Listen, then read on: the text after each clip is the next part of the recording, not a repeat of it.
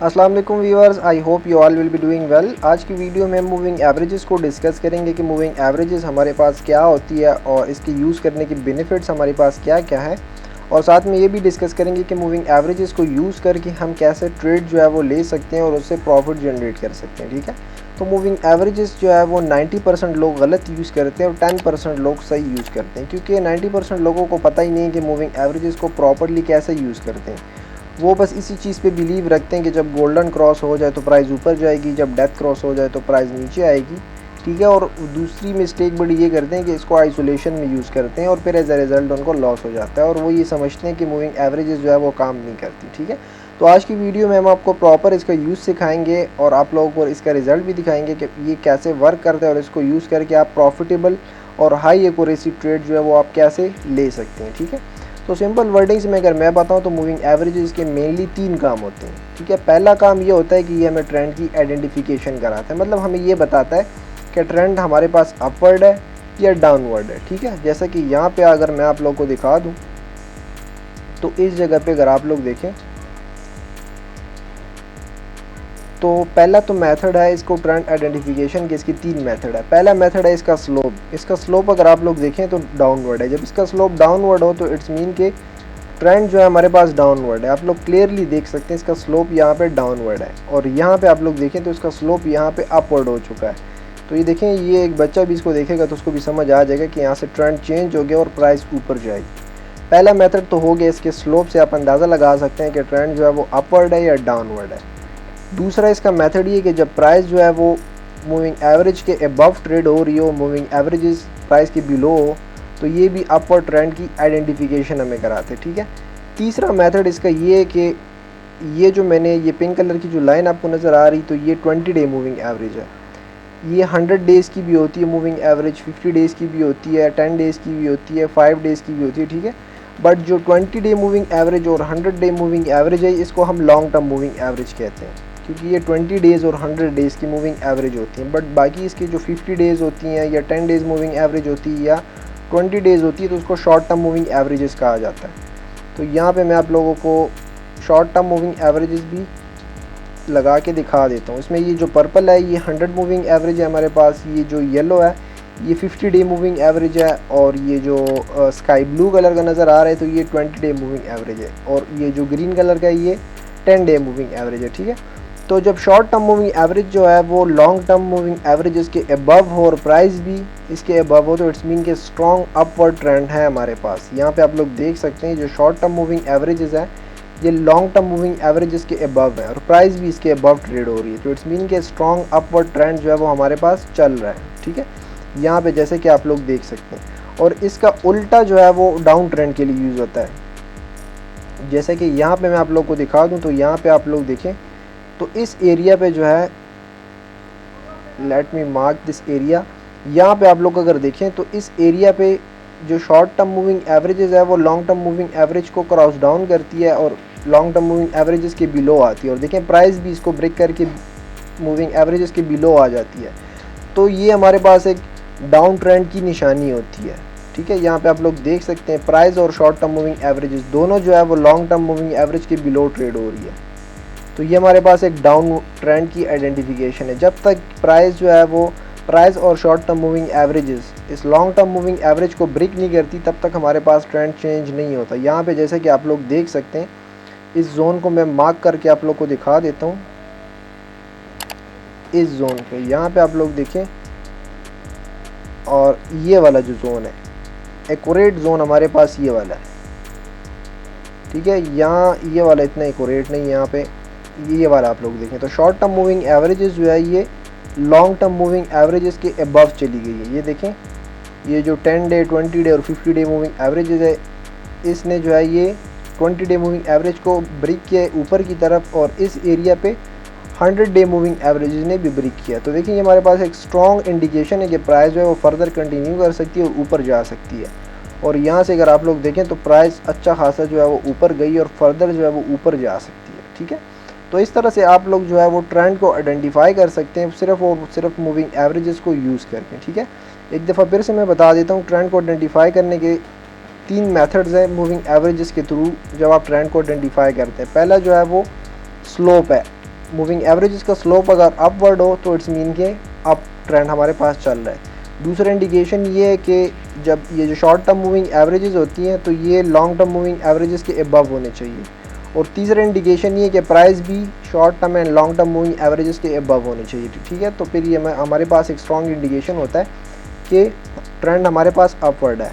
और डाउनवर्ड के लिए भी बिल्कुल ये सारी चीज़ें उल्टा कर लें तो डाउन ट्रेंड के लिए भी सारी चीज़ें ऐसे यूज़ होती हैं, ठीक है।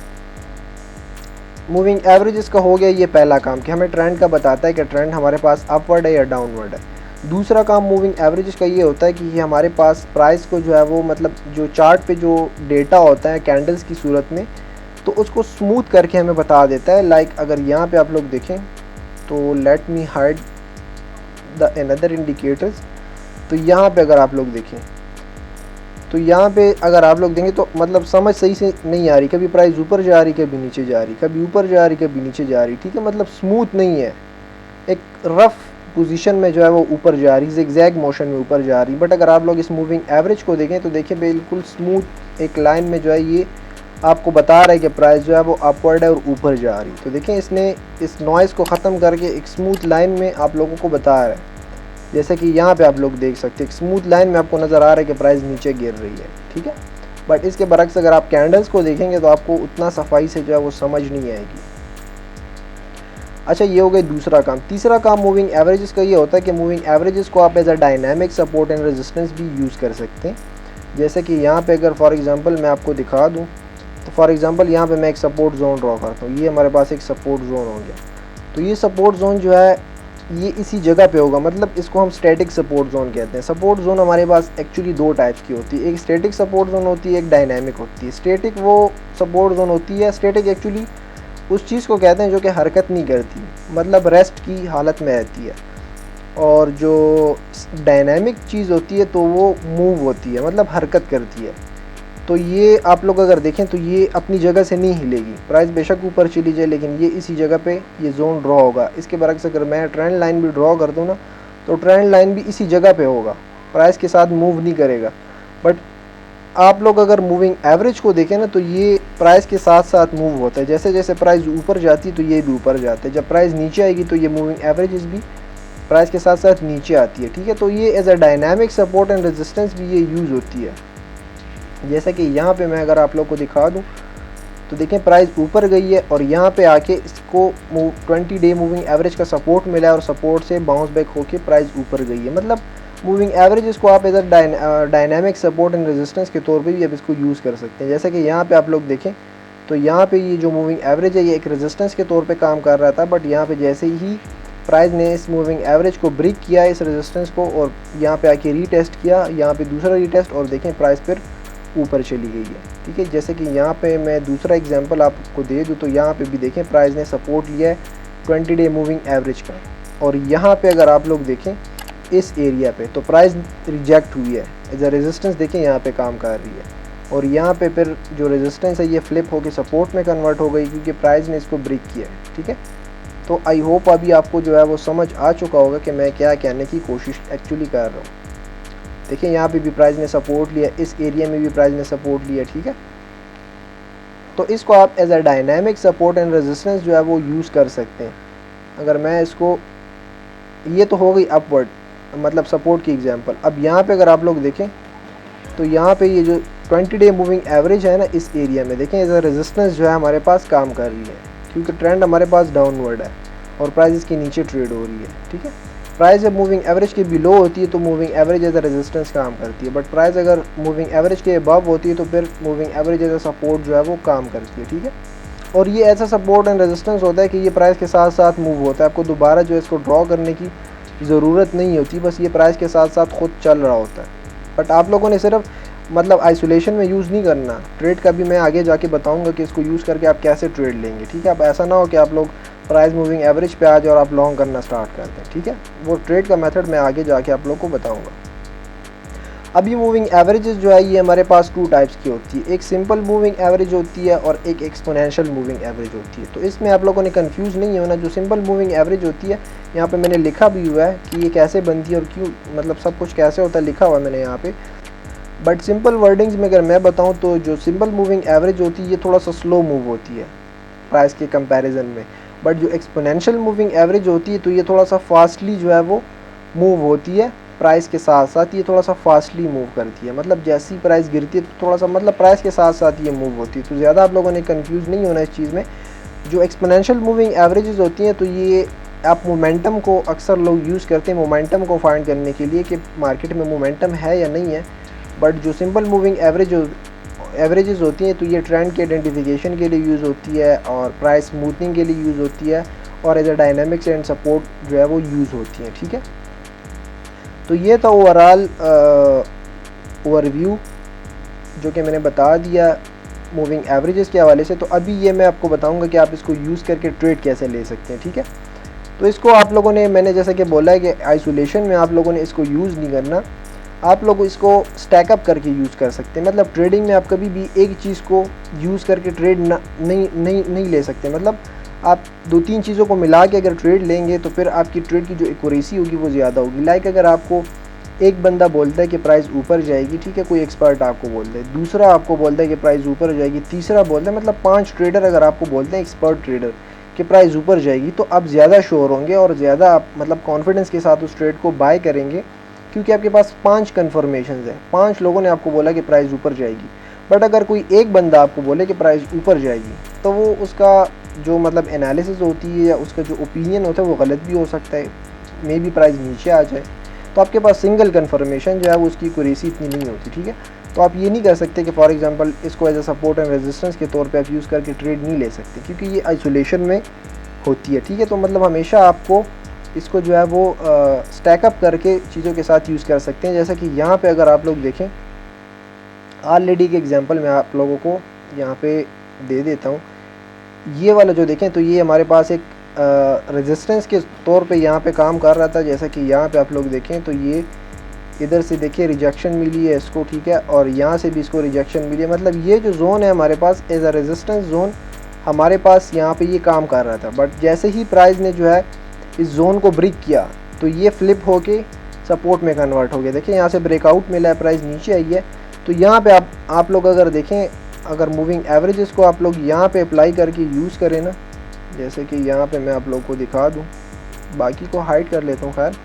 तो इस जोन में अगर आप लोग देखें तो यहाँ पे हमारे पास एक सपोर्ट जोन थी, ठीक है, दूसरी कन्फर्मेशन हमारे पास मूविंग एवरेजेस की है। यहाँ पे सपोर्ट के साथ साथ हमारे पास 10 डे का मूविंग एवरेज का भी सपोर्ट था और 120 डेज़ मूविंग एवरेज का भी सपोर्ट था। तो देखिए यहाँ से हमारे पास एक 2 कन्फर्मेशन है, एक तो हमारे पास ये सपोर्ट जोन है, दूसरी कन्फर्मेशन हमारे पास ये मूविंग एवरेज की सपोर्ट है।